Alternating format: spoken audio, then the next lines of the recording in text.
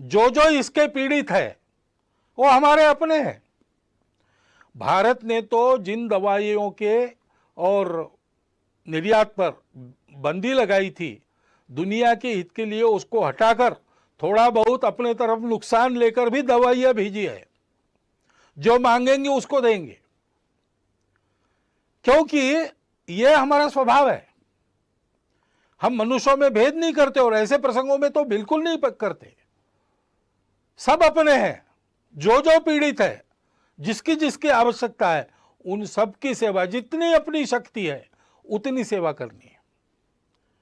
और ये सेवा करते समय कोई स्पर्धा तो है नहीं। अपनी कीर्ति फहराने के लिए दुनिया भर में हम काम नहीं कर रहे। इसलिए जो इस काम में लगे उन सबको साथ लेकर, उन सबके साथ रहकर काम करना है, सामूहिकता से काम करना है। इस प्रकार से हम सेवा करेंगे।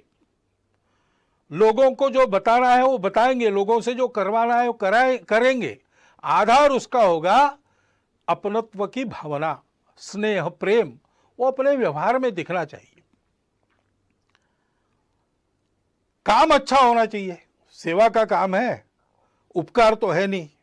हम अपने लोगों का काम कर रहे हैं, इसलिए वो उत्तम होना चाहिए, प्रेम से होना चाहिए।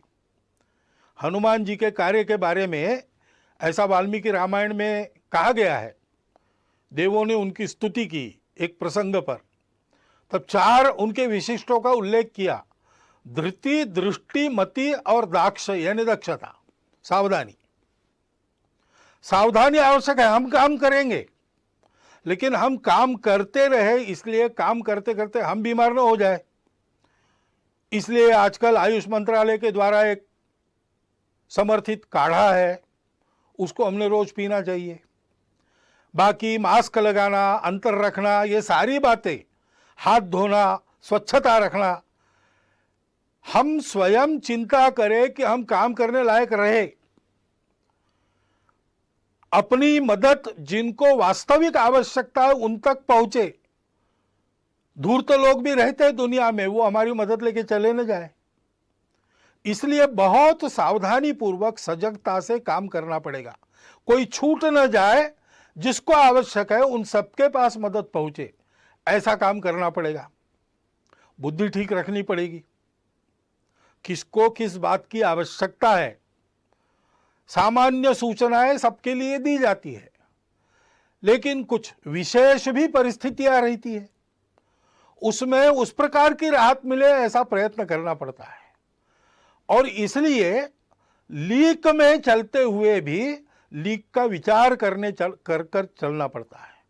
अनुशासन में चलते हुए भी अनुशासन इतना लचीला होना पड़ता है कि अपने सेवा के दायरे में, सेवा के लाभ लेने वालों में सब आवश्यकता जिनको है ऐसे लोग आ जाए। फिर दृष्टि की बात है। हम ये सब बताएंगे, ये सब करवाएंगे, तो आदतें भी लोगों के ठीक रहे। आदतें ठीक न रखने के कारण भी ये बीमारियां आती है। तो ये अनुभव लोग ले रहे हैं, अब उनकी मनोभूमिका तैयार है, तो हमने अच्छाई का प्रचार प्रसार भी लगे हाथ करते रहना चाहिए। ये केवल कार्यक्रम नहीं है, इसमें से हम लोगों के जीवन को सुरक्षित कर रहे हैं और लोगों के जीवन को गढ़ भी रहे हैं। अपने पवित्र समाज का संरक्षण और सर्वांगीण उन्नति, ये हमारी प्रतिज्ञा है। और इसलिए उस दृष्टि को ध्यान में रखकर हमको काम करना है और धैर्य रखना है। कितने दिन ऐसा करके नहीं होगा। जब तक पूरा नहीं होता तब तक करते रहना है, सतत करना है। ऐसा करते रहना और ऐसा करते रहते समय ये जैसे गुण है हनुमान जी से, वैसे विदुर नीति में एक बात बताइए दोषों को टालने की। षट दोषा पुरुषेणेह हातव्याम भूतिमिच्छताम। जिस पुरुष को अपना वैभव चाहिए, अपना विजय चाहिए, अपना प्रभाव चाहिए, अपनी खुशहाली चाहिए, उसको 6 दोषों का हनन करना पड़ता है, उनको दूर करना पड़ता है। वो कौन से है? निद्रा, तंद्रा, भय, क्रोध, आलस्यम दीर्घ सूत्रता।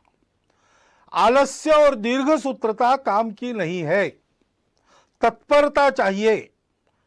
जब उपस्थित होता है, भारत का इस सारी बीमारी के दौर में काम बहुत अच्छा हो रहा है। इसका पहला कारण है कि तत्परता पूर्वक सारी उपाय योजनाएं यहाँ के शासन प्रशासन ने लागू की और उतने ही तत्परता पूर्वक समाज के एक बहुत बड़े अंश ने उसको अमल में लाया। तो आलस्य नहीं किया, दीर्घ सूत्रता नहीं दिखाई। इसको ध्यान में रखना चाहिए। वो तत्परता अपनी कायम रखनी चाहिए। निद्रा तंद्रा यानी असावधानी, काम करते करते धुन लग जाती है, उसको तंद्रा कहते हैं। धुन लगना अच्छा है लेकिन तंद्रा अच्छी नहीं, क्योंकि उसमें विचार नष्ट होता है। सोच समझ के सजग रहकर एक एक कदम डालते हुए काम करना और भय और क्रोध को टालना। लोगों को भय लगता है कि हमको क्वारंटाइन में डाल ले, तो छुपने का प्रयास करते हैं। लोगों को कुछ नियमों में बांध दिया तो लोगों की ऐसी भावना होती है कि हम पर कुछ प्रतिबंध ला रहे हैं। अब संघ ने अपने और मार्च में ही तय करके जून आखिर तक सारे कार्यक्रम बंद कर दिए। लेकिन किसी किसी को लग भी सकता है कि सरकार हमारे कार्यक्रमों पर प्रतिबंध कर रही इस निमित्त, और भड़काने वाले लोगों की कमी नहीं है। उसके कारण क्रोध पैदा होता है, क्रोध के कारण अविवेक होता है, फिर अतिवादी कृत्य होते हैं। हम जानते हैं कि इसका लाभ लेने वाली ताकत है और वो प्रयासरत है। जिस प्रकार इस कोरोना के बीमारी का फैलाव अपने देश में हुआ है, उसमें एक कारण यह भी है। परंतु दो बातें ध्यान में रखनी चाहिए। जैसे इन सब का पालन सकारात्मक भाव से करना, इस पर क्रोध नहीं करना, इससे डर नहीं मन में रखना, वैसे अगर किसी ने भयवश या क्रोधवश कुछ उल्टा सीधा कर दिया तो उस सारे समूहों को ही एक माप में लपेटकर उससे दूरी बनाना, ये भी ठीक नहीं। सर्वत्र दोष रखने वाले लोग होते हैं। सामान्य लोगों के मन में कुछ आ सकता है। सामान्य लोगों ने सबने खबरदारी लेनी चाहिए कि ये अपने देश का विषय है, देश हित का विषय है, इसमें हमारी भूमिका सहयोग की ही होगी, कभी भी विरोध की नहीं होगी। मन में किंतु परंतु है, उसका लाभ लेकर द्वेष क्रोध को भड़काने वाले लोग हैं। उनके खेल चल रहे। स्वार्थ के कारण भारत तेरे टुकड़े होंगे ऐसे कुविचार रखने के कारण बहुत सारे लोग ऐसा प्रयास करते हैं। राजनीति भी बीच में आ जाती है।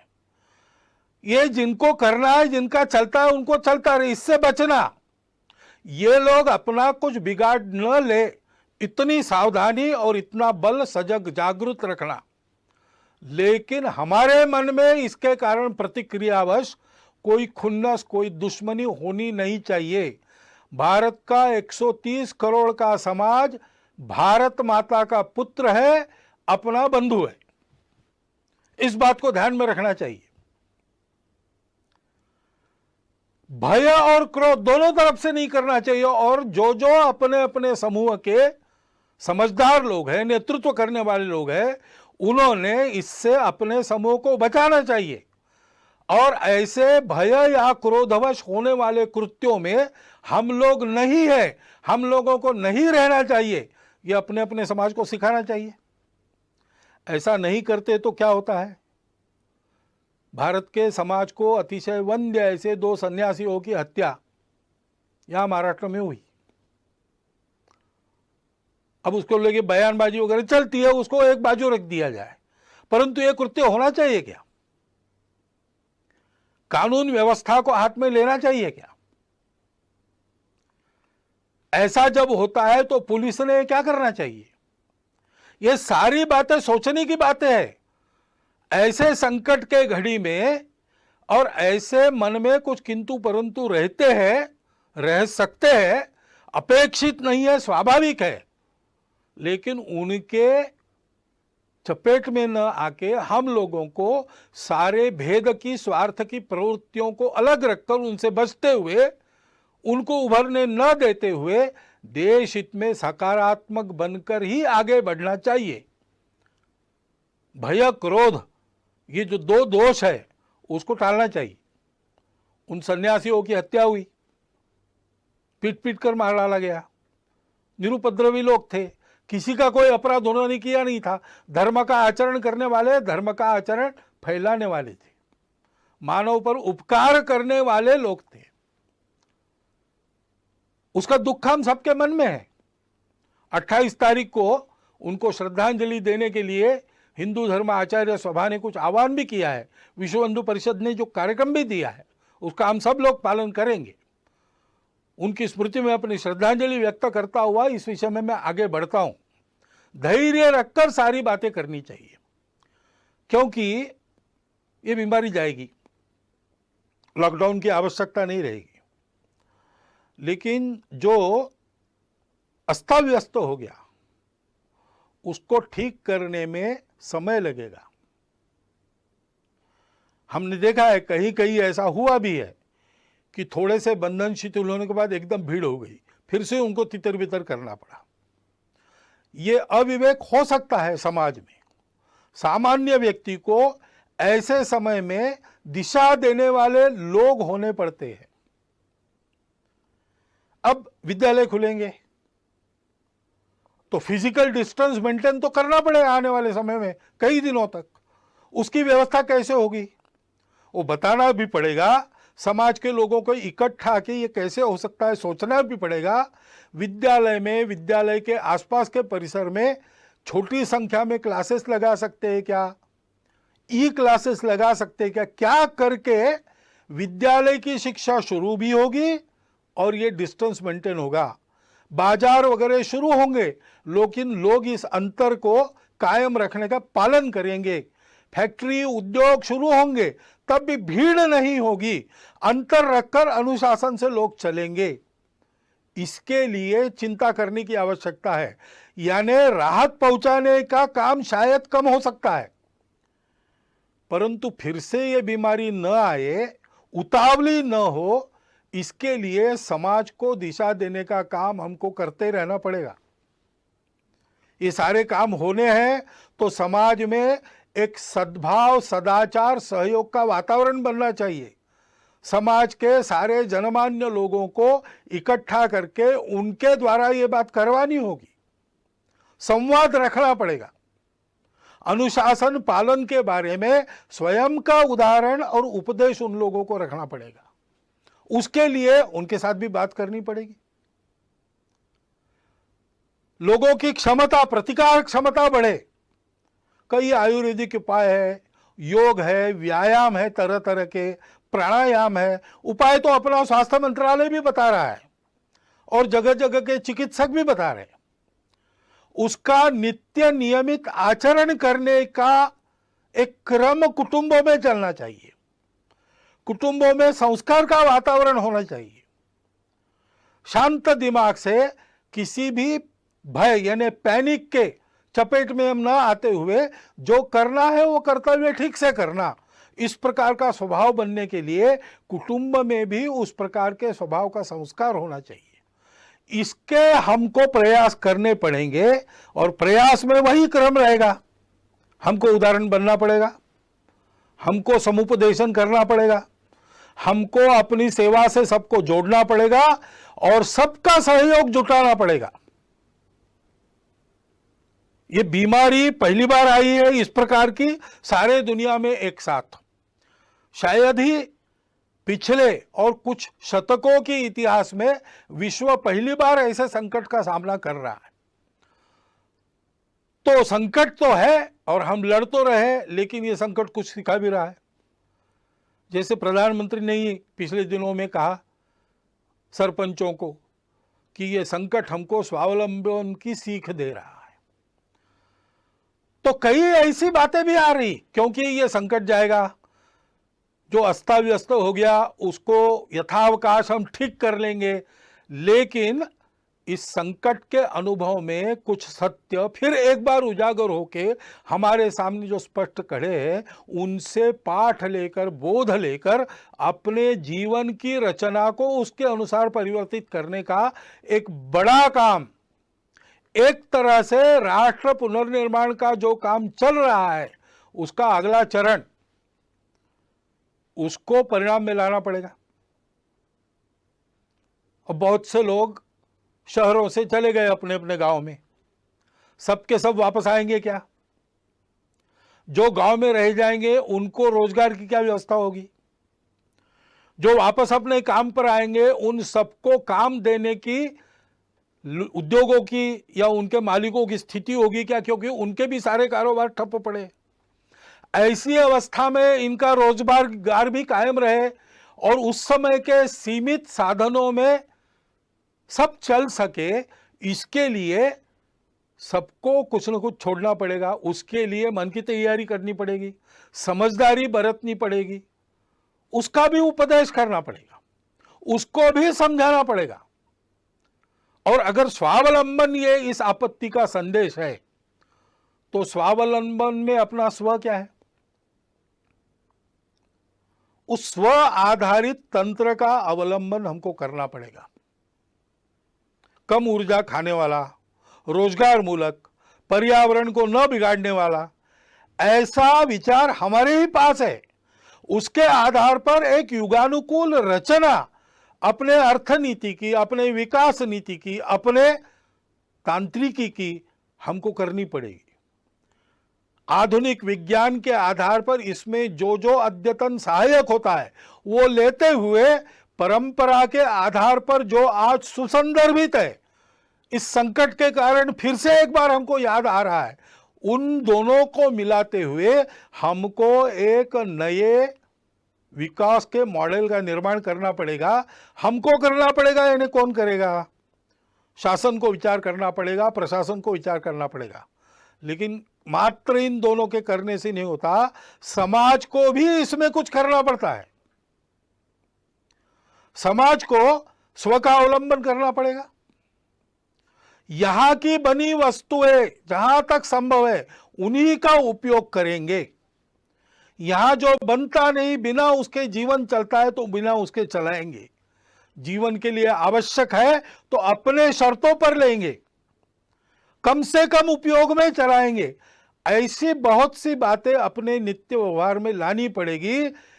अपने अपने व्यक्तिगत और परिवार के व्यवहार में हम लोगों को स्वदेशी का आचरण करना पड़ेगा। स्वदेशी का आचरण करने के लिए स्वदेशी के उत्पादन उपलब्ध करने पड़ेंगे और स्वदेशी के उत्पादन उत्कृष्टता के मामले में बिल्कुल 19 न हो, ऐसी गुणवत्ता उत्पन्न करनी पड़ेगी। उद्योजक, निर्माता, कारीगर सभी को इसके बारे में सोचना पड़ेगा और समाज को स्वदेशी पर दृढ़ होना पड़ेगा। विदेशों के ऊपर अवलंबन नहीं होना चाहिए, ऐसा हमको समर्थ रहना पड़ेगा। उसी प्रकार हमने अनुभव किया, अब जो बाहर निकलकर नदियों को वगैरह देख सके वो बताते हैं, लेकिन हवा का तो हम सब लोग अनुभव कर रहे हैं कि पर्यावरण बहुत मात्रा में शुद्ध हो गया। क्यों शुद्ध हो गया? क्योंकि कुछ क्रियाकलाप बंद हुए जो पर्यावरण को दूषित करते थे। अब फिर से अपना जीवन नियमित हम शुरू करेंगे तो कौन से ऐसे क्रियाकलाप कम से कम हम कर सकते हैं, बिना उसके काम भी चल सकता है, इसका विचार हमको करना पड़ेगा। पानी का उपयोग ठीक से, पानी का संवर्धन संरक्षण, वृक्षों का संवर्धन संरक्षण और प्लास्टिक से मुक्ति, स्वच्छता का पालन, जैविक तरीकों पर बल देकर गौ पालन, जैविक खेती आदि के आधार पर जीवन चलाने का हमको अभ्यास अपना करना पड़ेगा। अभी जो हमारा अभ्यास रासायनिक खेती आदि का है उसको बदलना पड़ेगा। उसके लिए सारे समाज का बनाना पड़ेगा। शासन की नीति वैसी बनेगी, लेकिन जब तक समाज उस प्रकार चलता नहीं तब तक उसका परिणाम नहीं होता। कुटुंब में भी हमको और इस प्रकार के संस्कार करने पड़ेंगे। बहुत दिनों के बाद जो भागदौड़ चल रही थी वो बंद हो गई, तो अपने घर में रहने का, सतत रहने का अनुभव बहुत लोगों को मिला। घर को भी अच्छा लगा और हमको भी अच्छा लगा। इसके बहुत अच्छे परिणाम होते हैं। संवाद बढ़ता है, समझदारी बढ़ती है, सौमनस्य बढ़ता है। और इसलिए कुटुंब में इन सारे बोधों की चर्चा, उसके आधार पर व्यवहार कैसा हो ऐसा संवाद चलना। जैसा अपना कुटुंब है वैसे समाज भी एक कुटुंब है। समाज के भी विचार करने वाले लोगों में, समाज का नेतृत्व करने वाले लोगों में इस प्रकार का चलना, चर्चा का चलना, संस्कार का, नियमितता का प्रभाव होना अपने जीवन पर, व्यक्तिगत और सामूहिक, इसकी चिंता हमको करनी पड़ेगी। नागरिक अनुशासन के पालन में हम सबको तत्पर होना पड़ेगा। जहां जहां उस अनुशासन का पालन लोग कर रहे हैं वहां कोरोना का उपद्रव कम है, और जहां इस अनुशासन की आदत न होने के कारण गड़बड़ हो रही, वहां कोरोना की चपेट में अभी भी देश का कुछ भूभाग है। और इसलिए उस अनुशासन का पालन करना, भगिनी निवेदिता ने कहा है कि देशभक्ति का स्वतंत्र देश में रूप तो नागरिक अनुशासन का स्वयं होकर सारे नागरिक पालन करते, इतने वो समझदार होते, यही है। डॉक्टर अंबेडकर साहब ने भी संविधान प्रदत्त करते समय जो भाषण संसद में किए थे, उसमें इस प्रकार की कानून व्यवस्था, नियम आदि का पालन करने पर बहुत जोर दिया गया है। हमको अपनी इस आदत को और ताजा और धार वाला करना पड़ेगा। उसी प्रकार समाज में सद्भाव का वातावरण, सहयोग का वातावरण, शांति का वातावरण बनाना पड़ेगा। शासन तो संस्कार मूलक शिक्षा नीति जल्दी लाना पड़ेगा उनको, क्योंकि ये सारे काम शासन की नीति, प्रशासन का नीति को ध्यान में रखकर समाज को अपना मानकर अमल करने का तरीका और समाज का आचरण से सहयोग, इन तीनों बातों के एकत्र आने के बाद ही संभव होता है। तो शासन जैसे अपने प्रशासन को समाजोन्मुख करेगी, राजनीतिक लोग अपनी राजनीति को स्वार्थ मूलक से हटाकर देशहित मूलक बनाएंगे, शिक्षा जैसा संस्कार देने वाली परिवर्तन अपने आप में करेगी, वैसे हम सब लोगों का व्यवहार भी वैसा होना पड़ेगा।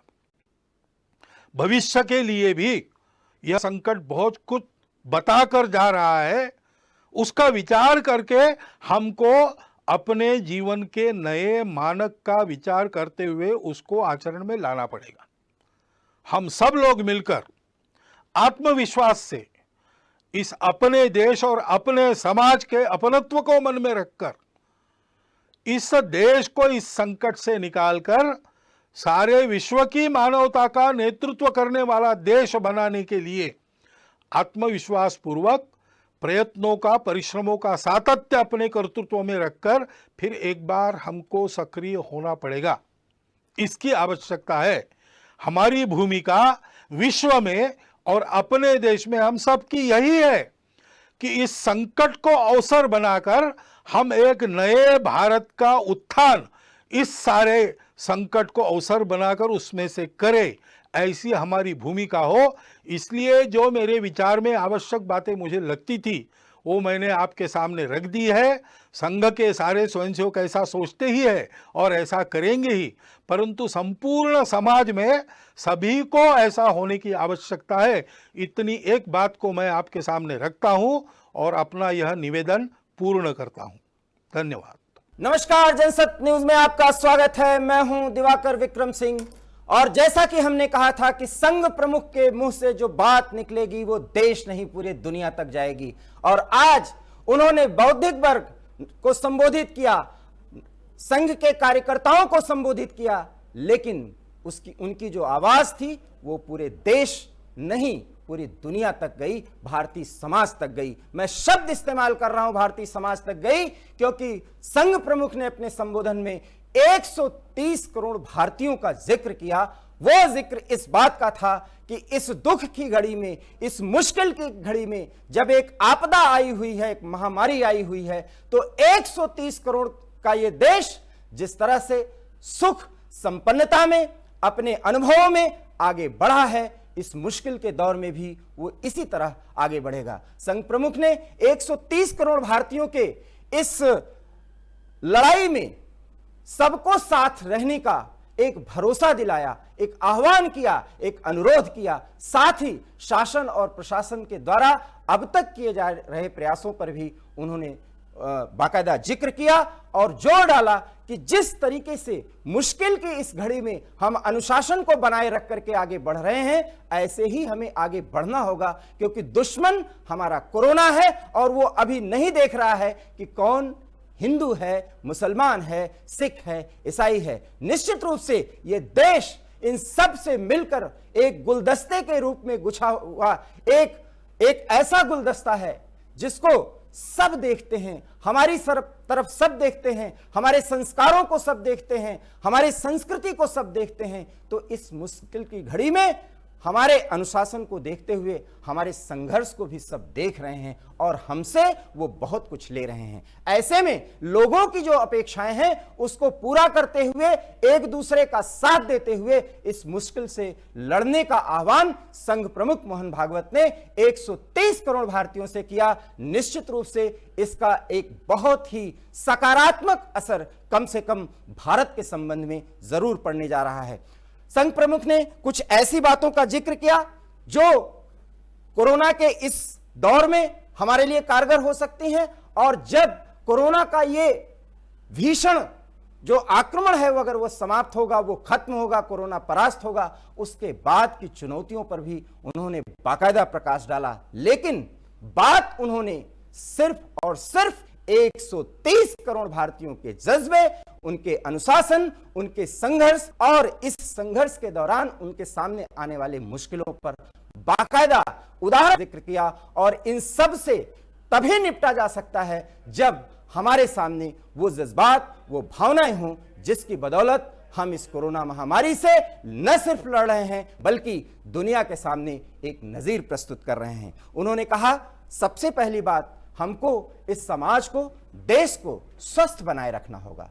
तो स्वस्थ बनाए रखने के लिए हमें खुद को भी पूरी तरह से स्वस्थ रखना होगा। और हम खुद को इसलिए स्वस्थ रखें क्योंकि हमें अपने परिवार, हमें अपने समाज, हमें अपने देश, राज्य सबको सुरक्षित रखना है।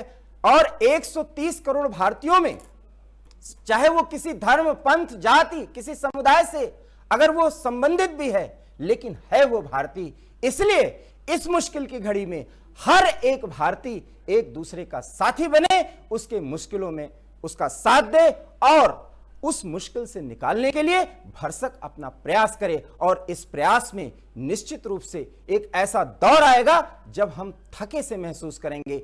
इसलिए हमें थकना नहीं है, और थकना नहीं है इसके लिए को अपने अनुशासन को बनाए रखना है। हमको रोज कुछ ना कुछ मुश्किल का सामना करना पड़ेगा। चुनौतियां इस तरह हमारे सामने खड़ी होंगी कि हमको लगेगा कि हम कैसे इससे निपटेंगे। लेकिन अगर हम समभाव से एक साथ मुश्किलों से लड़ने के लिए अगर आगे आएंगे, हम एक वर्ग, पूरा भारत समाज बन जाए और वो एक साथ अगर उन्हीं चुनौतियों से लड़ेगा तो वो चुनौती हमारे लिए छोटी पड़ जाएंगी। और इस जिक्र में उन्होंने साथ ही स्वदेशी का भी जिक्र किया। और यह बहुत बड़ी बात है कि जब महामारी का दंश समाप्त होगा, जब कोरोना महामारी का इफेक्ट कोरोना के खत्म होने के बाद पता चलेगा, तब हमारे सामने सही चुनौती दो बातों की होगी कि जो डिमांड और सप्लाई का जो संतुलन वो कैसे बनाया जाए। और इसके आधार स्वरूप उन्होंने स्वदेशी का जिक्र किया और के उस जिक्र में उन्होंने साफ साफ कहा कि हमें अपने गुणवत्ता रखना होगा, अर्थात स्वदेशी तरीके से हम उत्पाद सामने लाएं, लेकिन वो भारत में और भारत के बाहर भी उसकी एक धमक हो, धाक जमे। निश्चित रूप से ये जो विकल्प दिया उन्होंने, संघ की अपनी एक सोच है और उस सोच में हर एक जो इन दिनों आर्थिक रूप से परेशान हो रहा है, मुश्किलों में आ रहा है, आज इसके बाद आएगा वो दौर जब के लिए उसे काम चाहिए, क्योंकि वो रोजगार का दौर देखना चाहेगा जो फिलहाल बेरोजगारी के कारण वो मुश्किलों में खड़ा हुआ है। जैसा कि उन्होंने कहा कि बड़े शहरों से, मेगा सिटीज से ढेर सारे मजदूर और ऐसे लोग जो 2 जून की रोटी के लिए जी तोड़ मेहनत के अपनी कमाई करते थे, अपना काम चलाते थे और अपने घर बार भी कुछ पैसे भेजते थे, उनके आमदनी का जरिया खत्म हो गया है और वो गांव की ओर जा चुके हैं। तो गांव में जाने के बाद हो सकता है कि कुछ लोग अब गांव से वापस न लौटें। ऐसे में गांव में भी स्वराज का और गांव में भी स्वरोजगार की एक स्थिति हो, इसके लिए सरकार को, समाज को, लोगों को, बौद्धिक वर्ग को एक साथ जुट करके आगे आना होगा। तभी ये देश जिस मुश्किल के दौर से गुजर रहा है और आगे जिन मुश्किलों का सामना करना पड़ी से पार पा सकेगा। इसके साथ ही उन्होंने पर्यावरण का जिक्र किया। जिस तरह से संघ प्रमुख ने कहा कि वो पर्यावरण के कारण हम उसको संतुलित करने के लिए समन्वय और तादाद में बैठिए, आधुनिकता के इस दौर में पर्यावरण को साधने के लिए हम ढेर सारा धनराशि खर्च किया करते थे, ऐसा नहीं होगा क्योंकि इस खर्च में हम बहुत कुछ संवारने की कोशिश करते रहे, लेकिन पर्यावरण असंतुलन की स्थिति बराबर बनी रही। लेकिन प्रकृति ने एक ऐसी स्थिति उत्पन्न कर दी कि सारे आधुनिक कार्यकलाप बंद हो गए। इसके कारण पर्यावरण शुद्ध होता हुआ दिख रहा है। पर्यावरण पूरी तरह से शुद्ध हो गया ऐसा उन्होंने नहीं कहा, लेकिन जो कुछ भी दिखाई पड़ रहा है हमारे आंखों से, जो कुछ भी हम लोग महसूस कर रहे हैं इस वातावरण में, वहां शुद्धता का अगर कोई भाव है तो उन्होंने आह्वान और अनुरोध किया कि इसको बचाए भी रखना होगा, क्योंकि हमने बिना कुछ खर्च किए अपने अनुशासन से अपने पर कुछ बंदिशें लागू करके इस स्तर के पर्यावरण को अगर प्राप्त किया है, तो जब लॉकडाउन खुल जाएगा, सोशल डिस्टेंसिंग खत्म हो जाएगा और कोरोना का दंश खत्म हो जाएगा, कोरोना की महामारी का जो स्वरूप है वो लगभग समाप्त हो जाएगा, तो हम फिर उसी आधुनिकता के दौड़ में अपने पर खिलवाड़ न कर पाए, उससे खेल न करें। इसके लिए जरूर कि हम पर्यावरण को इसी तरह से संतुलित और उसके साथ ऐसा व्यवहार करें जिसके कारण हमारा ये समाज शुद्ध पर्यावरण में आगे बढ़े। बहरहाल, नमस्कार, जनसत्य न्यूज में आपका स्वागत है। संघ प्रमुख की कुछ बातों का जिक्र किया क्योंकि मैं उनके उद्बोधन सुन रहा था। हमारे साथ ये विशेष पैनल इस समय जुड़ चुका है। सुमन कुमार कल डिबेट में शामिल हुए थे और आपका बहुत बहुत स्वागत। सुनील कौशिक बहुत बहुत स्वागत और समी अगाई जी आपका बहुत बहुत स्वागत। जैसी अपेक्षा थी, लोगों का आकलन था, संघ प्रमुख आज उसी पर बोले हैं। सबसे पहले मैं कमेंट चाहूंगा से सुमन जी, पर्यावरण को साधते हुए स्वदेशी पर हुए 130 करोड़ भारतीयों से एक ऐसा आह्वान जिसमें कोरोना लेने का पूरा भरोसा संघ प्रमुख ने जता दिया है, क्या है इसके मायने? सुमन कुमार। मैंने आपको कल भी कहा था दिवाकर जी, अगर याद हो, कि जब संघ प्रमुख बोलेंगे तो वो 130 करोड़ लोगों को संबोधित करेंगे। वो करोड़ को अलग नहीं रखेंगे और बाकी 100 करोड़ को अलग नहीं रखेंगे, वो पूरे एक बात करेंगे। और आप देखिए आज उन्होंने बिल्कुल वही बात कही कि दूसरे समुदाय में लोग ऐसे हो जो क्रोध में आकर के या किसी परेशानी में आलप कर जा रहे हैं, तो पूरे समुदाय को लपेटने की जरूरत नहीं है। आप उस को जिम्मेदार नहीं ठहरा सकते जी। संघ प्रमुख ने बिल्कुल इसी लाइन पर बात की। हम जो भी हिंदुस्तान में है सभी हमारे अपने हैं, जिनको जरूरत है उन्होंने अपने स्वयंसेवकों को यही दिया है कि जिनको जरूरत है सबों को मदद आपको करनी है। आप उसमें चूज एंड पिक नहीं कर सकते, पिक एंड चूज नहीं कर सकते।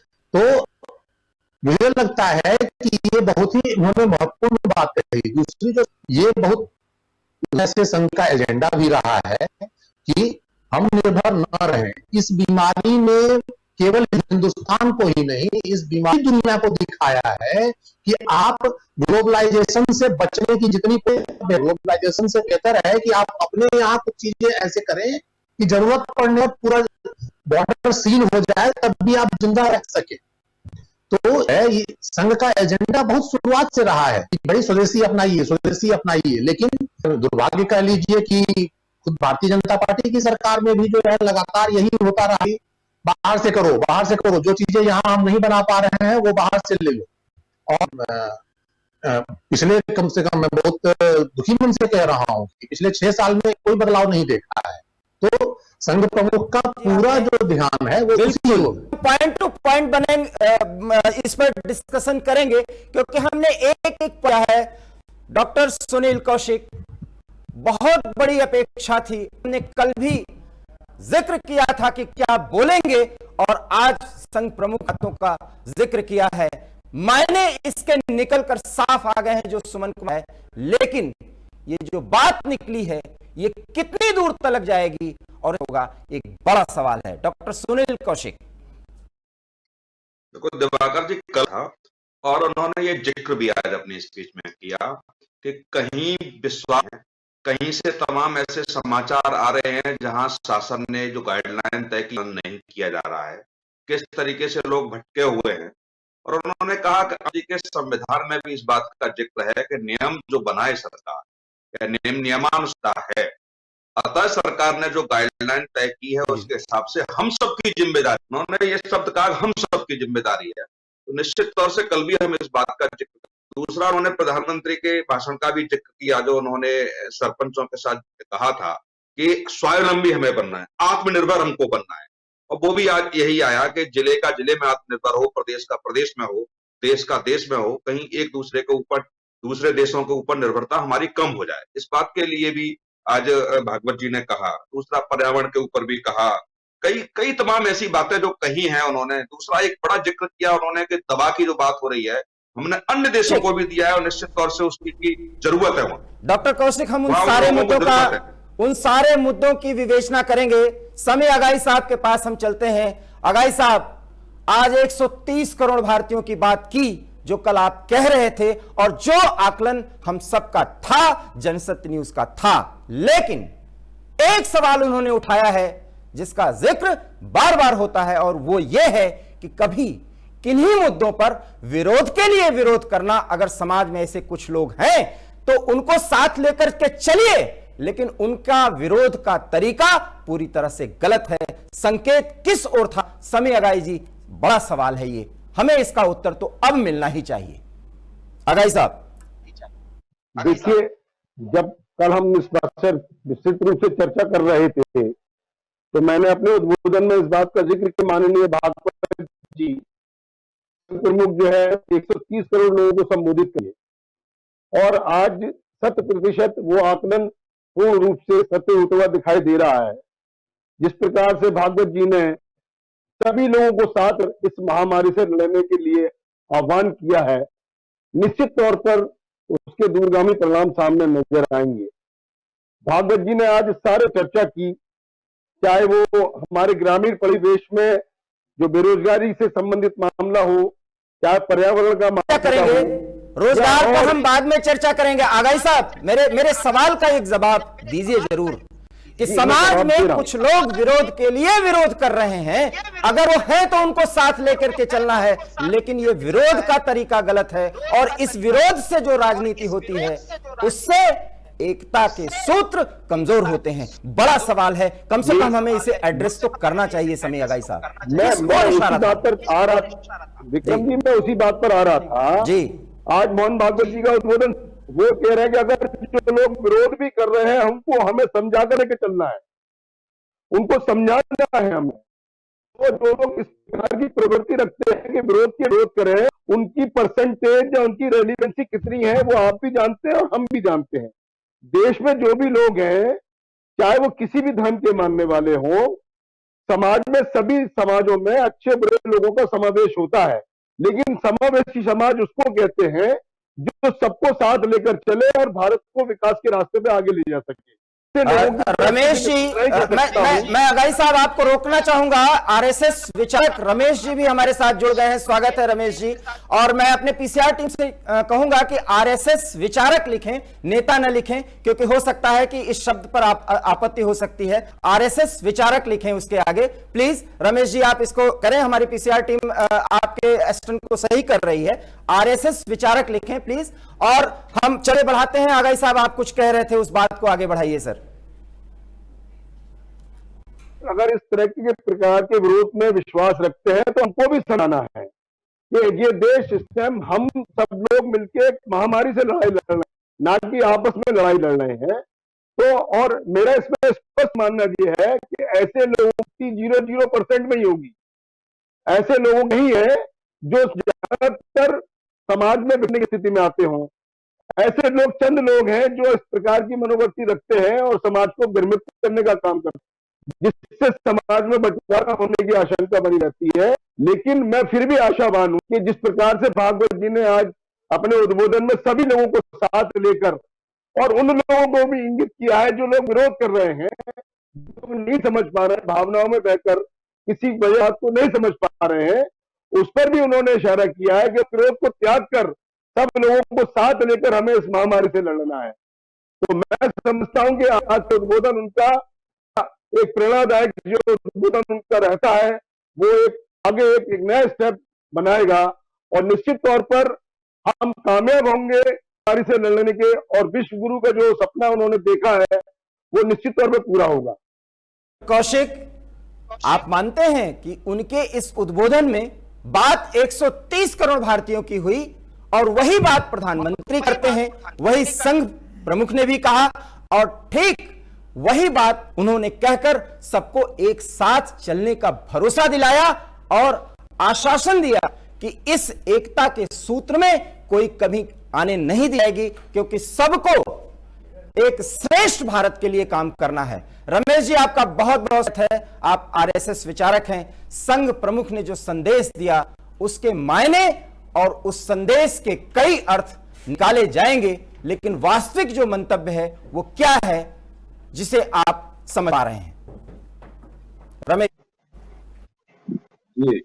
देखिए, संघ तो स्वाभाविक रूप से और दैनिक संस्कार संघ के स्वयंसेवकों को दिए जाते हैं और वो संस्कार और अनुशासन ये सब स्वाभाविक रूप से उनके अंदर विद्यमान रहता है। संघ ऐसी आपदा के समय पर भी और किसी आदेश का इंतजार नहीं करता है और स्वयं ही और सेवा कार्य में प्रस्तुत हो जाता है। उसको कैसे करना है और कैसे करना है ये सब आपस में वहां के लोकल जो स्वयंसेवक कार्यकर्ता रहते हैं वो मिल बैठ के और तय करते हैं और उसका क्रियान्वयन करते हैं। ऊपर से कोई आदेश आएगा ऐसी प्रतीक्षा नहीं करते। दूसरा, जैसा कि सरसंघ चालक जी ने कहा कि संघ किसी को भेदभाव नहीं करता है, किसी भी धर्म के आधार पर या कोई कम्युनिटी के आधार पर संघ कोई ऐसा भाव नहीं करता है। सेवा करते समय संघ के ध्यान में केवल एक ही बात है कि वो हम मानव की सेवा कर रहे हैं, मानवीय आधार पर सेवा कर रहे हैं, ऐसा ये संघ का दृष्टिकोण रहे। और उसी कारण से पूरे देश में और संघ के कार्य चल रहे हैं। ऐसे जो बंधु हैं और वो बहुत ही आवश्यकता है और बहुत मजदूर वर्ग के होंगे, वो रिक्शा चालक होंगे या बहुत कम आय जिनकी ऐसी रहती थी, और ऐसे जो परिवार हैं उनके यहाँ निश्चित रूप से बहुत सारी समस्याएं हैं। उनके यहाँ भोजन और जलपान और इस तरह की समस्याएं खड़ी है। लेकिन लॉकडाउन की वजह से अब चूंकि उनका सोर्स ऑफ इनकम अभी खत्म हो गया है, दूसरा उनके पास जो धन था वो भी खर्च हो गया। इसलिए हमने और हर गली और मोहल्ले में हमारे जो कार्यकर्ता हैं उनको बताया हुआ है, आप जहां पर रहते हैं वहीं पर लॉकडाउन के नियमों का पालन करते हुए और अपने पास में रहने वाले इस तरह के बंधुओं की सूची और उनका मोबाइल नंबर और हमको प्रेषित करें। हमने एरिया वाइज ऐसे अपने कुछ लोग तय किए हैं कि उनको वो सूची आती है, उनका नंबर आता है, तो हम उनसे बात करते हैं और उनकी आवश्यकता के अनुरूप और अपनी क्षमता के अनुसार तथा समाज के लोगों के द्वारा किए गए सहयोग को हम उन तक पहुंचाने का कार्य कर रहे हैं। और इस काम में हमारे स्वयंसेवक निरंतर लगे हुए हैं, अभी भी कर रहे हैं। पहले हमने भोजन के पैकेट बना के दिए, फिर हमको आगे भाई सोशल डिस्टेंसिंग उसमें नहीं हो पा रही है तो हम सूखा सामग्री जो है उनके पैकेट बनाकर और एक किट बनाकर उनको घर घर सप्लाई कर, पुलिस का प्रशासन का भी सहयोग करते हैं अपने पुलिस प्रशासन को भी कहा हुआ है कि हमारे संघ के स्वयंसेवक अपने गणवेश में, अपने यूनिफॉर्म में जाएंगे तो उनका आप जरा ध्यान है कि वो इस तरह के सेवा कार्य में लगे हुए हैं और निश्चित रूप से वो लॉकडाउन का पालन करते रहेंगे, ऐसा आपको विश्वास दिलाते। अभी आगरा के प्रशासन ने हम लोगों को ऑफर दिया है, उन्होंने हमसे मांग की है आप अपने संघ के ऐसे कार्यकर्ता हमको उपलब्ध करा दीजिए, क्योंकि हमारे पास पुलिस की इतनी पर्याप्त मांग है। तो अगर आप हमें इस तरह के कार्यकर्ता उपलब्ध करा देंगे तो हमारे कार्य में सरलता हो जाएगी। तो हमने उनको कहा है कि हम जितना संभव हो सकता है, क्योंकि हमारे पहले से ही वो सेवा कार्य चल रहे हैं, उसके बाद भी आपका सहयोग करने के लिए और आपकी आवश्यकता के अनुरूप जो हो सकता है ऐसे हम कार्यकर्ता उपलब्ध कराएंगे। जी और रमेश, उसके सामने हमारा जी आपने उस सेवा भाव पर और वो सेवा के तौर तरीकों पर पूरा प्रकाश डाला। सवाल यही है कि जिस सेवा को करने का आह्वान संघ प्रमुख ने किया वो आप सभी कर रहे हैं, लेकिन बात सिर्फ कार्यकर्ताओं को नहीं, कार्यकर्ताओं तक ही नहीं थी, बात पूरे देश को थी और पूरे देश को एक सूत्र में बात कर इस महामारी से लड़ने का आह्वान साफ साफ दिख रहा था। विवेक पाठक प्रधान संवाददाता हमारे साथ जुड़ चुके हैं। विवेक, बहुत समय से इंतजार था, लगभग 18 घंटे से हम लोग इंतजार कर रहे थे कि संघ प्रमुख आज क्या बोलेंगे और उसके क्या मायने होंगे, लेकिन सवाल आपसे यह है कि जिस तरह से उन्होंने शासन और प्रशासन शब्द का इस्तेमाल किया, मैंने बहुत माइन्यूट ऑब्जर्व किया, उनके एक एक वाक्य पे मैं नजर रख रहा था। उन्होंने कहा कि जो कार्य शासन और प्रशासन ने किया और जिस दूरगामी दृष्टिकोण से किया उसका ही परिणाम है कि लॉकडाउन से भारत ने जिस तरह से लड़ा है उसकी नजीर पूरी दुनिया देख रही है। विवेक, क्या कहना चाहेंगे आप? देखिए, जो हालात शुरुआती स्तर पर राकर जी जो दिख रहे थे वो उसमें कहीं ना कहीं कोरोना से इस देश में निपटना बहुत बड़ी चुनौती के रूप में था। तो क्योंकि आप देखिए ना, अगर हम अमेरिका की बात कर रहे हैं, चाइना की बात कर रहे हैं, इटली की बात कर रहे हैं, इजराइल की बात कर रहे हैं, तमाम ऐसे देश हैं जो शक्तिशाली स्थितियों में खुद को देखते हैं और दुनिया की अर्थव्यवस्था में ये बहुत मजबूत और सशक्तिकरण के साथ जो है पेश होते हैं। लेकिन आज कोरोना से निपटते हुए क्या हालातों में जूझ रहे हैं। अमेरिका में लगातार रोज की रोज 1000 से लेकर 2000 की जो है मौतों की जो आंकड़ा है वो वहां पहुंचता हुआ दिखाई दे रहा है। चीन में जो हालात हुए वो पूरी दुनिया ने देखा। ऐसी स्थिति में कि भारत में जनसंख्या को लेकर बहुत बड़ा एक चुनौती थी और जिस तरह से ग्रामीण परिवेश है, साथ ही साथ जो संकीर्ण इलाके हैं हमारे जो देश के अंदर, उनमें सोशल डिस्टेंसिंग का पालन करना और लॉकडाउन को एक मत के साथ लगातार जारी रखना, ये बहुत बड़ी चुनौती थी, जिसको कि आज जो है मोहन भागवत जी ने भी जो है साफ तौर पर जो कहा है। और मैं सिर्फ एक बात कहूंगा, जो मैं पूरा जो अगर बयान की, अगर मैं जिस तरह से आज उन्होंने पूरे देश को संबोधन किया है, तो मैं याद मान सकता हूं कि आज उन्होंने एक स्पष्ट बात कही है कि अगर इस देश में कोरोना सिपटा गया है तो उसकी शुरुआत यहाँ के जो सांस्कृतिक परिवेश है, चाहे वो उन्होंने काढ़े की बात की, चाहे वो उन्होंने अपनी सोशल डिस्टेंसिंग की बात की, हाथ धोने की बात की, हाइजीन, हर एक व्यक्तिगत तौर पर हमारे संस्कृति में पहले से ही चल रहा है। साथ ही साथ उन्होंने ये भी कहा कि जो हमारे देश में लोग रह रहे हैं और सोचते हैं कि हमें इस समस्या से उबरना है, तो उन्होंने एक अपील भी अपनी तरफ से लोगों से की है, लोगों से बात भी कही है कि अगर आपको इस स्थितियों से निपटना है, जल्द से जल्द इससे बाहर आना है, तो आपको अपने देश की बनी हुई चीजों को ही अपनाना होगा। ये बहुत बड़ी बात है। देश को एक राष्ट्र भावना के साथ जोड़कर इतनी बड़ी चुनौती से निपट कर वापस बहुत महत्वपूर्ण बात की। अब हम इस पर डिस्कशन शुरू ही कर दें, क्योंकि स्वदेशी पर बहुत बड़ा जोर दे दिया है और लॉकडाउन देगा, सोशल डिस्टेंसिंग खत्म होगा, हम फिर बॉन्डिंग में जुड़ेंगे, कोरोना खत्म होगा और प्रक्रिया फिर उसी तरह से चल पड़ेगी। ऐसे में चुनौती होगी उस अर्थव्यवस्था को संभालने के लिए जो फिलहाल बिखरी हुई है। ऐसे में स्वदेशी पर बहुत बड़ा जोर, ये किस बात की ओर संकेत है? सुमन कुमार जी, सबसे पहले मैं आपसे जानना चाहूंगा। सागर जी, जैसा कि मैंने अपने पहले भी वही बताया आपको कि स्वदेशी आरएसएस का बहुत लंबे समय से एजेंडा है कि आप अपने जरूरत की हर चीज अपने देश में बनाएं, इसमें किसी को आपत्ति होनी नहीं चाहिए। लेकिन जब हम एक ग्लोबल दुनिया में रहते हैं तो हम किस तरीके से काम करते हैं? कुछ चीजें हम बनाते हैं, कुछ चीजें हमारा पड़ोसी बनाता है, कुछ चीजें दूर देश का कोई बंदा बना रहा है और सारी चीजें जगह इकट्ठी की जाती है। ये पूरी दुनिया में होता है। लेकिन इस बीमारी ने लोगों को मजबूर कर दिया है कि हम इससे इतर सोचें, हम अपने जरूरत की हर चीज अपने देश में बनाएं, इस काबिल हम बने। और संघ प्रमुख का पूरा जोर को ध्यान से देखेंगे तो पूरा जोर इसी बात पर है। चाहे उन्होंने मजदूरों के पलायन की बात की, चाहे उन्होंने मजदूरों के पलायन के बाद गांवों की स्थिति की बात की कि गांवों में क्या होगा इसके बाद, और जो मजदूर चले गए हैं अपने घर, क्या वो वापस लौटना चाहेंगे? भाई बहुत स्वाभाविक सी बात है। मैं आपको अपने अनुभव से बता रहा हूं कि मैं जब गांव में अपने भाइयों से बात करता हूं कि यहाँ से इतने सारे लोग लौट के गए हैं, तो वो कहते हैं कि यहाँ जिन जिन लोगों से बात कर रहे हैं सब यही कह रहे हैं कि अभी कम से कम 6 महीने तो नहीं जाएंगे। आप 6 महीने अगर आप आंध्र प्रदेश नहीं जाएंगे तो आंध्र प्रदेश का पूरा आधारभूत ढांचे का काम जो है वो अटक जाएगा, क्योंकि वह पूरा का पूरा जो वहां का इंफ्रास्ट्रक्चर सेक्टर है वो बिहार और उत्तर प्रदेश के मजदूरों के भरोसे चलता है। पंजाब की पूरी कृषि रसातल में चली जाएगी, क्योंकि वो पूरा जो कटाई और वहां बुआई का काम है वो बिहार के मजदूरों के भरोसे होता है, बिहार और यूपी के मजदूरों के भरोसे। तो संघ प्रमुख जब ये कहते हैं कि अब आने वाले समय में क्या होगा, इस पर अपने को ध्यान देने की जरूरत है। और ये जो है उन्होंने इसका मतलब समझिए कि ये सरकार ये भी इशारा है कि आप अभी से ये करना शुरू करो कि आप किस तरीके से निपटोगे इस स्थिति से। ये बहुत बड़ी स्थिति है।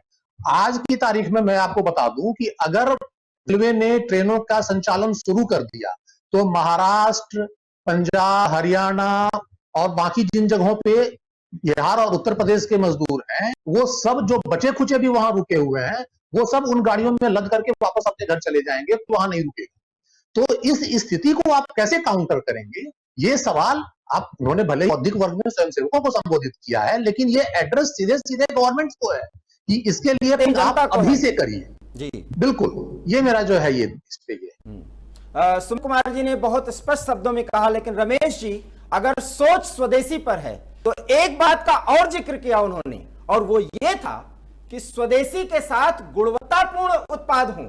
एक बड़ा चैलेंज है, और इस चैलेंज को अगर एड्रेस किया है तो पूरे भारत में अगर स्वदेशी आगे बढ़ेगा तो गुणवत्तापूर्ण कैसे होगा, एक बड़ा सवाल है। रमेश जी। जी, भारत में, और हम बहुत अगर प्राचीन काल में जाए तो गुणवत्ता के आधार पर और भारत का प्रथम स्थान था। बहुत सारी टेक्नोलॉजी, कपड़े बनाने का काम भारत से दुनिया ने सीखा, और ढाका में मलमल बनती थी वो आपकी, और रिंग में से निकाल के पूरा थान निकाला जा सकता था, इतनी अच्छी टेक्नोलॉजी थी। भारत के द्वारा चलाए गए जहाज पुराने होने के पश्चात भी और आधे दामों में विदेश के लोग खरीदते थे, फिर उतने 25 वर्ष तक और चलाते थे। और यहाँ का जो ओर्स आता था, आयरन का ओर्स जो आते थे, और स्टील जो हमारे नीचे खानों में है, वो स्टील इतनी बढ़िया क्वालिटी की है कि उसके द्वारा सर्जरी के बनाए हुए उपकरण, उनमें कभी जंग नहीं लगता, रस्ट नहीं लगती। तो कई बार अमेरिका जैसे विकसित राष्ट्र भी, और ऐसे कुछ उपकरण हमारे भारत से है। हमारे यहाँ एक फाउंड्री है, उसमें पता लगा कि अमेरिका के स्प्रिंकलर बनाने के बहुत सारे ऑर्डर उनके पास आए हुए थे। मैंने उनको पूछा, उनके ऑनर को, भाई अमेरिका जैसा विकसित देश है और अपने यहाँ क्यों ना आता, आपसे और आपको ऑर्डर दिया है? तो उन्होंने कहा नहीं, उनको चीप पड़ता है इसलिए दिया होगा। मैंने, ऐसा नहीं है, हमारे भारत के स्टील की क्वालिटी ऐसी है जिस तरह से, और वो ये सारे उपकरण वहां भारत में खरीदते हैं। की टेक्नोलॉजी, सर्जरी भारत में सबसे पहले शुरू हुई। कपड़ा बनाने का भारत ने दुनिया को सिखाया।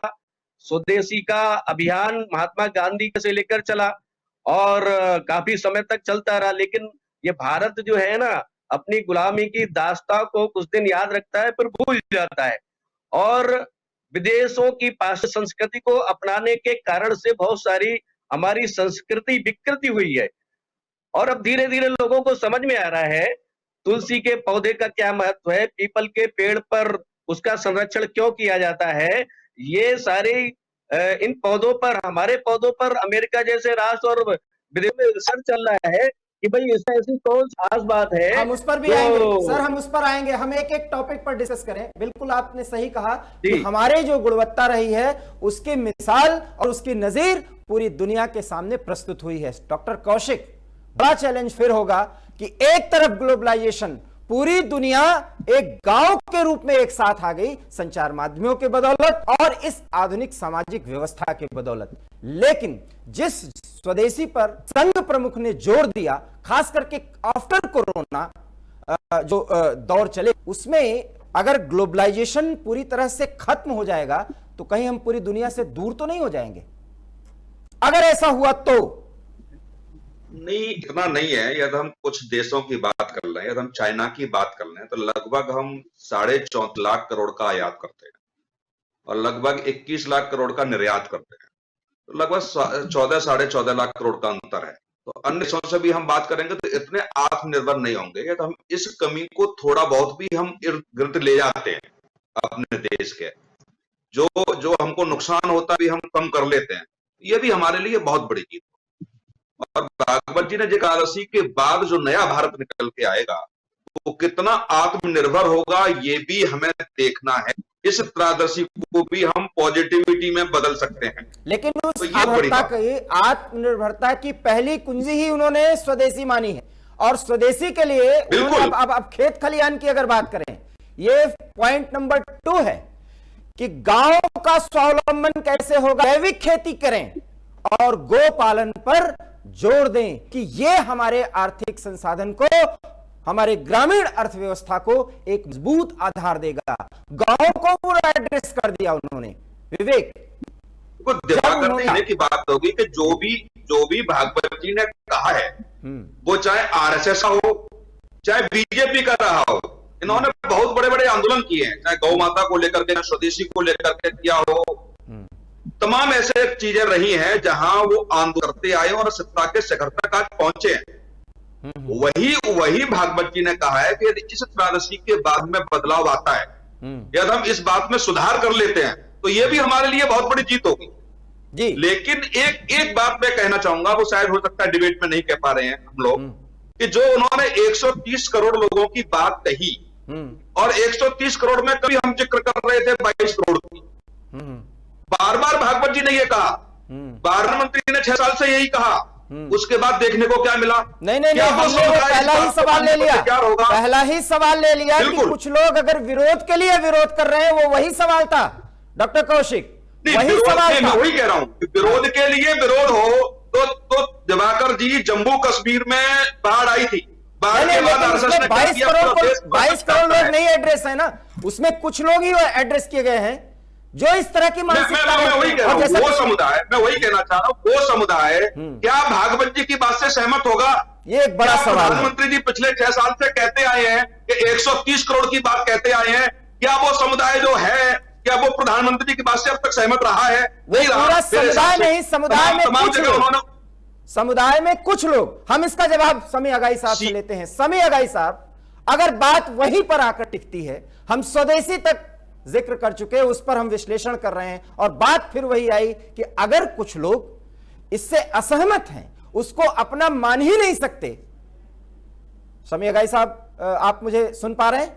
लगता है समी अगाई साहब हमारी बात सुन नहीं पा रहे हैं, उनका संपर्क टूट गया है। सुमन कुमार जी, अगर बात सिर्फ इतनी है कि जो विरोध करने के लिए विरोध कर रहे हैं और वो किसी भी स्थिति से इस बात से सहमत नहीं हो सकते, लेकिन हैं तो वो इस देश में, उनको कैसे समझाया जाएगा, एक बड़ी चुनौती है। सुमन कुमार, के लिए बेहतर जवाब समी साहब ही दे पाते हैं, उनका ये टूट गया है। लेकिन जहां तक मेरा ये है, मेरा विचार है, मेरा आकलन है, ये जिम्मेदारी मुस्लिम समाज के ही रहनुमाओं की है कि वो लोगों को समझाएं। ठीक है, ये बात ठीक है कि प्रधानमंत्री मोदी इस देश के प्रधानमंत्री के रहनुमा है, उनकी बात हर किसी को समझनी चाहिए, सुननी चाहिए, और वो कोई झगड़ा लड़ाने वाली बात तो कह नहीं रहे हैं, समझदारी की ही बात कर रहे हैं। प्रधानमंत्री हो चाहे भागवत जी हो, इन्होंने सबने समझदारी की ही बात, जो इस देश को चला रहे हैं, ये उनकी जिम्मेदारी है कि वो समझदारी की बात करें। ये मैं शुरू से कहता रहा हूं कि भाई झगड़ा लगाने से जो है काम तो चलेगा नहीं, आपको हमेशा जो है एक बिल्डिंग ये करने की जरूरत है कि समुदायों के बीच में आपसी विश्वास आप बढ़ाएं। तो मानता हूं कि हमारे पर लगातार उस दिशा में काम कर रहे हैं। जो समुदाय इस चीज को नहीं समझ पा रहा है, पूरे समुदाय की बात नहीं करूंगा, कि उसका एक हिस्सा नहीं समझ आए, तो निश्चित रूप से ये जिम्मेदारी है उस समुदाय के रहनुमाओं की कि आप अपने लोगों को समझाइए। भाई उस परिवार के मुखिया, अगर मेरे परिवार, मेरा बच्चा है, मेरा बच्चा बात नहीं सुनेगा, तो ये जिम्मेदारी है कि मैं उसको समझाऊं कि भाई तू क्यों अभी लॉकडाउन में बाहर जा रहा है। मैं करूंगा कि नहीं करूंगा, या आप करेंगे कि नहीं करेंगे, कि हमारे बच्चे अगर इस तरीके से करेंगे, मैं ये नहीं समझ रहा हूं कि भाई पूरा परिवार बाहर चला जा, लेकिन अगर 4 बच्चे जा रहे हैं आपके परिवार से, तो ये आपकी जिम्मेदारी है कि आप उसको समझाएं। ये मेरे हिसाब से तो वही तरीका हो सकता है कि उस समाज के जो रहनुमा उनको समझाएं। ये हम लोगों की भी जिम्मेदारी है, ये जितनी हिंदुओं की जिम्मेदारी है, ये उतने मुसलमानों की भी जिम्मेदारी है कि इस लड़ाई को हम मिल रहे हैं। क्योंकि आज अगर हम इस बात को नहीं समझे कि इस लड़ाई को हम मिल करके नहीं लड़े तो हम निश्चित रूप से हारेंगे। इतिहास गवाह है कि जब भी हम मिल करके नहीं लड़े हैं, हम हारे हैं। जी समी अगाई साहब, कुछ लोगों पर सवाल सुनील कौशिक जी ने फिर उठाया, और वही कुछ लोग, बात 22 करोड़ की हो ही नहीं सकती, 22 करोड़ में कुछ लोग, कम से कम उन भटके लोगों को सकारात्मक तरीके से कैसे समझाया जा सकता है। जैसा कि सुमन कुमार ने कहा कि बड़े बुजुर्गों को, बौद्धिक वर्ग को मुस्लिम समाज के आगे आना चाहिए और उन्हें एन केन प्रकार समझाना ही होगा कि 130 करोड़ के साथ ही आगे बढ़ना होगा। समय अगाई साहब, देखिए, कल भी ये बात कौशिक जी ने रखी थी और मैंने उस पर भी रूप से अपनी बात को आपके सामने रखा था। आज मैं पुनः इस बात को दोहराता हूं कि देश के अंदर जो भी मुसलमान हैं वो सब राष्ट्रवादी है और देश की इस समस्या के लिए कंधे से कंधा मिलाकर संघर्ष करने के लिए तैयार है, साथ चलने के तैयार। अब कुछ चंद फिरे लोग जो जमाती हैं, जिनके ऊपर हमारा सारा ध्यान केंद्रित है, उन किन्हीं कारणों से उन्होंने इस तरीके की अपनी कारण जो है हमारे समाज को कलंकित करने का काम किया है। तो मैं आपके माध्यम से उनसे ये अनुरोध करना चाहता हूं अपने समाज के लोगों से कि कृपया कर हम इस लड़ाई को किसी धर्म विशेष की लड़ाई ना मानकर भारत में जो कोरोना की लड़ाई है उसको मिलकर ही खत्म कर सकते हैं। लड़ाई कोरोना से, बात कोरोना से लड़ने की भी है, और कोरोना से जब हम जीत जाएंगे तो इस देश की अर्थव्यवस्था को संभालने के लिए जो आह्वान है, जो अनुभव है संघ प्रमुख का, उससे भी निपटना ही होगा 130 करोड़ भारतीयों को। भागवत जी ने भारत को आर्थिक रूप से जो कमियां आएंगी इस लॉकडाउन के बाद, इस महामारी के बाद, उस पर अपना इशारा किया है। और हमने कल भी इस बात को कहा था कि माननीय भागवत जी का जो दिशा निर्देश होगा, जो उनकी गाइडलाइन होगी, जो भारत सरकार को वो क्या उद्बोधन देते हैं, उस पर भी गंभीरता से विचार करना है। क्योंकि भारत का जो परिवेश है वो 80% ग्रामीण परिवेश है और हमारी जो भारत सरकार की आर्थिक स्थितियां, जब जो भी नीतियां बनती है वो कृषि आधारित नीतियां बनती है, तो हमें बेरोजगारी को खत्म करने के लिए भी भारत में उसके भविष्य को किस तरह से, किसानों के भविष्य को सुरक्षित रखा जा सके, किस तरह से ग्रामीण परिवेश में पशुपालन को हम बढ़ावा दे सके, जिससे हम अपनी कंडीशन को स्ट्रॉन्ग कर सके, उस पर भी हमें सहयोगात्मक रूप से काम करना पड़ेगा।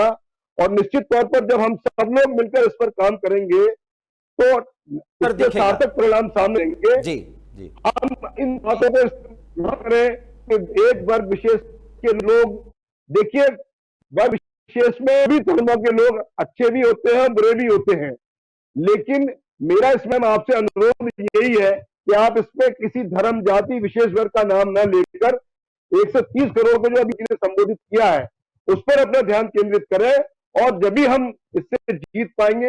अगर कहीं ये एक परसेप्शन बन गया कि भाई एक समाज के लोग इस पर सहयोग नहीं कर रहे हैं तो ये देश हित नहीं है, मेरा ऐसा मानना है कि ये देश हित में नहीं है। जी जी, इसलिए हम सब, और ये संघ प्रमुख ने कहा ही नहीं, इसका परसेप्शन चाहे जो बनाए विवेक पाठक, संघ प्रमुख की जो बातों से परसेप्शन बना है उन बातों पर अगर फोकस किया जाए तो 130 करोड़ भारतीयों के लिए बहुत बड़ा संदेश है, और संघ प्रमुख का बहुत बड़ा विश्वास है कि 130 करोड़ की जनता आगे बढ़ ही जाएगी। देखिए दिवाकर, मैं आपको बताऊं कि अगर जो स्थितियां हैं, जिस तरह से उन्होंने अपनी बातों में रखी, उन्होंने इनडायरेक्टली वे में ये बोलने की कोशिश की कि कोरोना किसी धर्म जाति को जोड़ देखकर आपको शिकार नहीं बनाता। इस वक्त ये जो खतरा है वो पूरे भारत के ऊपर है। इस राष्ट्र के अंदर जो 130 करोड़ जनता है वो हर व्यक्ति इस समय इस खतरे के लिए जो है जूझ रहा है, और पूरा देश जो उससे लड़ने की क्षमता रखता है, और वो कोशिश भी की जा रही है। और जितना भारत ने कुछ अच्छा किया है वो शायद दूसरे देशों के लिए, पूरी दुनिया के लिए एक नजीर का काम करेगी, जैसा आपने भी बोला। ये बहुत बड़ी बात है। और इस स्थिति में अब जो आगे की जो रणनीति होनी चाहिए, यहां बात उन्होंने पूरी स्पष्टीकरण के साथ उन्होंने पूरे जो अपनी बातें रखी हैं उसमें उन्होंने आगे की रणनीति पे बात की है। उसमें चाहे वो स्वदेशी की बात हो, चाहे वो अपनी सांस्कृतिक स्थितियों की बात हो, बात अगर आप धर्म अलग अलग हैं, आप हिंदू हैं, आप मुसलमान हैं, चाहे आप दूसरे जाति से हैं, बात सिर्फ इतनी है कि आपको भारत की राष्ट्र नीति के साथ जुड़कर चलना है, जमीन से जुड़े हुए भारत को अपने ऊपर फिर बुलंदियों तक पहुंचाना है। हर व्यक्ति को अपनी भागीदारी निभानी है, वो चाहे अपने अच्छा। मैं बहुत समीकाई साहब हमसे जुड़े हुए हैं, मैं आपसे पूछता हूं समीकाई साहब, क्या अगर हिंदुओं में अगर कोई विशेष तौर पर अगर सांस्कृतिक एक अगर हाइजीनिक सिस्टम जुड़ा हुआ है, हाथ जोड़ना है तो सब कुछ है, तो क्या मुसलमानों में, इस्लाम में ऐसा नहीं है? उसमें भी है। तो तमाम चीजें वो अलग अलग चीजें, आपका तरीके अलग हो सकते हैं, लेकिन आपको एक साथ रहकर ये सारी चीजें अपनानी होंगी। स्वदेशी की बात जहां की जा रही है, गुणवत्ता की बात जैसे अभी पैनल से निकल के आई, गुणवत्ता भी बहुत बड़ी चुनौती है, लेकिन अगर हमें लगता है कि हम विदेशों में रहकर वो गुणवत्ता बनाकर वहां पर फिर अपने देश के लिए भेजें, बेहतर है कि हमारे देश के नौजवान और तमाम जो लोग जुड़े हुए हैं उनको भी यहां पर खड़े होना पड़ेगा और तरीके से जो है शुरुआत करनी पड़ेगी। इंपॉर्टेंट बात फिर से मैं आपसे दोहरा रहा हूं, स्वदेशी होना इस समय भारतीय अर्थव्यवस्था के लिए बहुत बहुत बहुत जरूरी है, जो मुझे पूरी बात समझ में आई है। और इसके लिए हर सेगमेंट को, हर धर्म से जुड़े हुए लोगों को उसको अपनाना चाहिए और देश की उन्नति को फिर से उन्हीं ऊंचाइयों तक, बुलंदियों तक पहुंचाने के लिए इसमें अपना जो है साथ देना चाहिए। विवेक, बहुत बड़ी बात आपने कही, राष्ट्र नीति। इस राष्ट्र नीति में रमेश जी, सवाल अब आपसे है, इस राष्ट्र नीति में स्वदेशी और ग्रामीण स्वावलंबन और शहरों का एक उचित विकास, जिसमें पर्यावरण का पूरी तरह से ध्यान रखा जाए, जो प्रकृति के अपने प्रयासों से, प्रकृति के प्रयासों से, न कि हमारे प्रयासों से, वो संतुलन की स्थिति में आ गया। बहुत बड़े संतुलन की स्थिति कम से कम संघ प्रमुख ने देखी है, और अगर यह स्थिति देखी तो लॉकडाउन खुलने के बाद, कोरोना इफेक्ट समाप्त होने के बाद जब हम फिर से आगे बढ़ेंगे, तो पूरी दुनिया के साथ अपने स्वदेशी को लेते हुए किस तरह से हम वसुधैव कुटुंबकम के अपने थॉट को परिपूर्ण करेंगे, एक बड़ा सवाल है। रमेश जी, देखिए, अभी आपने कुछ लोगों के विरोध करने के कारण विरोध करना ऐसा बताया, तो ये जिम्मेदारी उन कुछ लोगों के विरोध करने वालों के नेतृत्व करने वालों की है कि वो उनका प्रबोधन करें, उनको समझाए कि विरोध करने का आधार क्या है, हमारा तर्क क्या है। और मुझे ऐसा लगता है विभिन्न राजनीतिक दलों के नेताओं के संरक्षण के कारण से और उनको प्रोत्साहन मिलता है, चाहे वो किसी भी राजनीतिक दल के लोग हो, अगर ये प्रोत्साहन मिलना बंद हो जाए संवेदना के आधार पर और उनको प्रेरित किया जाएगा, तो इस तरह के विरोध करने वाले लोगों की मानसिकता में फर्क आएगा। अभी जो महाराष्ट्र में 2 सन्यासियों की निर्मम हत्या की गई, और उसको कोई भी देखकर ये नहीं कह सकता है, जो समाज का काम करते हैं, जिन्होंने पूरा जीवन और समाज को उत्थान करने के लिए समर्पित कर दिया है, ऐसे लोगों को आप निर्मम हत्या कर रहे हैं। पुलिस का, प्रशासन का कोई उसमें प्रतिकार नहीं किया, उनको और प्रस्तुत कर दिया, लीजिए आप इनको लीजिए। तो ये बड़ी भी भयावह स्थिति है, और ऐसी संवेदना समाज में और निरंतर बनाए रखना ये बहुत आवश्यक है। इसलिए सभी राजनीतिक दलों और सामाजिक कार्यकर्ताओं की ये जिम्मेदारी है कि वो अपने अनुयायियों को समय समय पर और इस तरह से प्रबोधन कराएं कि भाई ठीक है, हमारी निष्ठा कहीं हो सकती है, हमारी और आस्था कहीं भी हो सकती है, लेकिन जो मानवीय मूल्य है, हमारे जो नैतिक मूल्य है, उनको राष्ट्रवाद के आधार पर देखना चाहिए और वैसी हमको मानसिकता बनानी चाहिए। रही जैविक खेती की बात, तो ये जो संघ ने पर्यावरण और जल संरक्षण ऐसी गतिविधि पिछले 10 साल से संघ ने प्रारंभ कर दी है, और उसमें काफी हमको सफलता भी मिल रही है। हम गांव-गांव में और मोहल्लों में, कॉलोनियों में लोगों को और मीटिंग करके जागृत करते हैं, पानी का संरक्षण कैसे किया जाएगा, उसके बहुत अच्छे परिणाम भी आए हैं। और कभी अगर समय हुआ तो आपको बताएंगे वो सारे ऐसे। जी हेलो, जी, आप बोलते रहे सर, आप बोलिए सर। बहुत अच्छे परिणाम आए हैं उसके। और भारतीय किसान संघ के नाम से संघ के द्वारा एक संगठन चलता है हमारा, और वो संगठन ग्रामीण क्षेत्र में जाकर और किसानों के साथ प्रबोधन करता है, और उनको वो जैविक खाद से खेती करने के लाभ बताता है। तो बहुत सारे किसानों ने, बहुत अच्छे किसानों ने, बड़े किसानों ने और उसको शुरू भी किया है, और उसके अच्छे परिणाम भी आ रहे हैं। क्योंकि अभी जिन क्षेत्रों में आलू का और बहुत ज्यादा खेती होती थी, तो पहले शुरू में 1 बीघा में और 80 कुंटल तक आलू निकलता था, और धीरे धीरे ये जो रासायनिक खादों के उपयोग से वो एकदम से 40 कुंटल पे आ गया। अब यहाँ तक स्थिति आ गई, किसी में 20 कुंटल, किसी में 30 कुंटल ऐसा निकलता है। तो अब उनको भी समझ में आ रहा है कि रासायनिक खादों के उपयोग के कारण से हमारी जमीन की उर्वरा शक्ति कम हो रही है, इसलिए भी वो जैविक खाद को अपना रहे हैं और उसका उनको लाभ भी मिल रहा है, उसके अच्छे परिणाम भी आ रहे हैं। ऐसे ही और हमारी सामाजिक समरसता की एक गतिविधि चलती है समाज के अंदर भेदभाव दूर करने के लिए, और ये पिछले हम 10-15 साल पहले से ये काम कर रहे हैं उन ऐसे समाज के बीच में जाकर, और उनको ये भेदभाव आपस में नहीं करना चाहिए। हम सब भारत माता के अंग हैं, ऐसा ये उनको और प्रबोधन करते हैं। उसके भी बहुत अच्छे परिणाम आए, बहुत सारे अच्छे लोगों ने आपने बहुत समझाई है। महत्वपूर्ण बातें कही हैं सर। डॉक्टर कौशिक, सवाल तो यही है और विडंबना भी यही है कि राजनीति और राजनीतिज्ञ अपनी राजनीति करने से बाज आएगा कैसे, एक बड़ा सवाल है। और जब राजनीति होगी तो बातें दो तरफ जाएंगी, और जब दो तरफ जाएंगी तो समरसता कहीं ना कहीं खत्म होती है। यह भी एक बड़ा चैलेंज है। डॉक्टर कौशिक, बहुत ही शॉर्ट में उत्तर दीजिए, क्योंकि हमारी पीसीआर टीम कह रही है कि अब समय लगभग समाप्त हो रहा है। जी देखो दिवाकर जी, जो भागवत जी ने कहा है 130 करोड़ लोगों को साथ चलने के लिए, वो पहली बार नहीं कहा। प्रधानमंत्री ने भी एक बार नहीं कहा, प्रधानमंत्री भी कम से कम 100 बार कह चुके होंगे।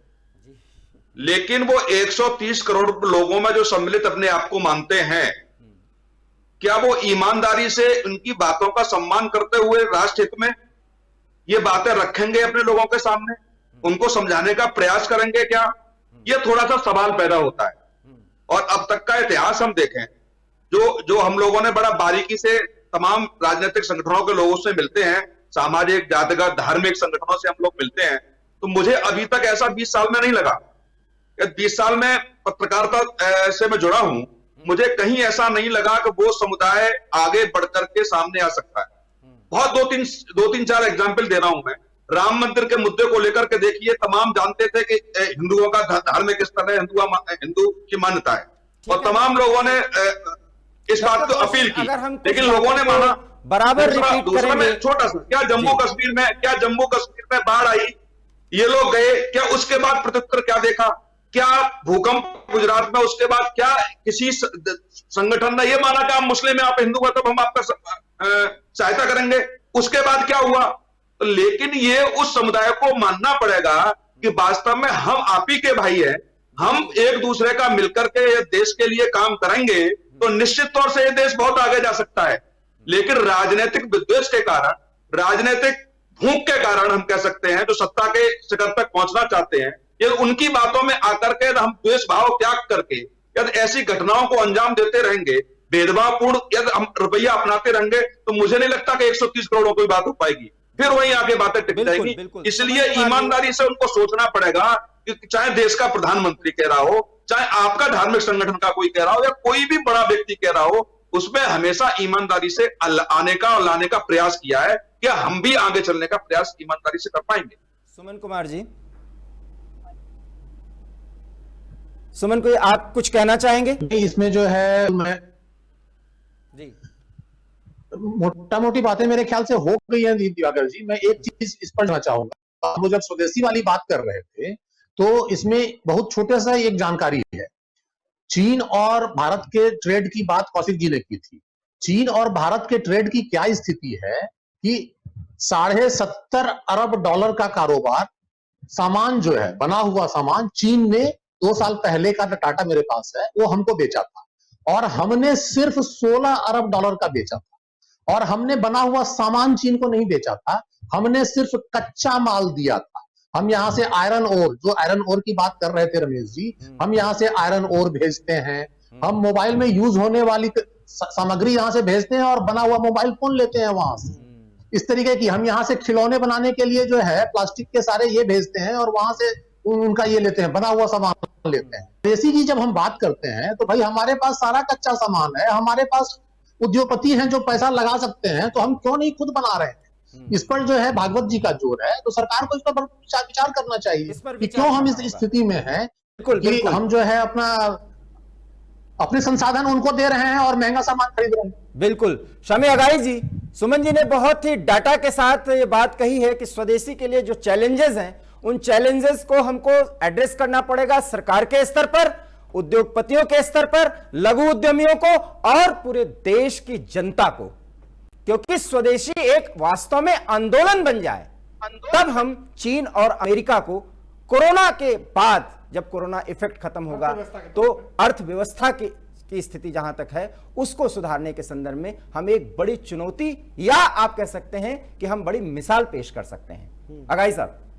निश्चित तौर पे मैं सुमन जी की बात से सहमत हूं, लेकिन अभी कौशिक जी कह रहे थे कि एक विशेष वर्ग की बात है, तो मैं कौशिक जी को बताना चाहता हूं कि भारत सरकार के अंदर ही उसी समुदाय से मुख्तार अब्बास नकवी मंत्री जी हैं, शाहनवाज हुसैन भारतीय जनता पार्टी के प्रवक्ता हैं, बिल्कुल बिल्कुल, और डॉक्टर फराज जैदी जो कि इस महामारी के खिलाफ जो वैक्सीन बनाने का काम कर रहे हैं, वो भी हमारे भारत के ही हैं। राष्ट्र नीति के साथ तो काम कर रहे हैं, वो अच्छी बात है। अगाई साहब, अब सवाल ये है कि जो जिस वर्ग के ऊपर बात है, क्या वो स्वावलंबन तैयार करेगा खुद के लिए, भारत की स्वदेशी पॉलिसी पे लागू रहेगा, जारी रखेगा? सवाल ये है।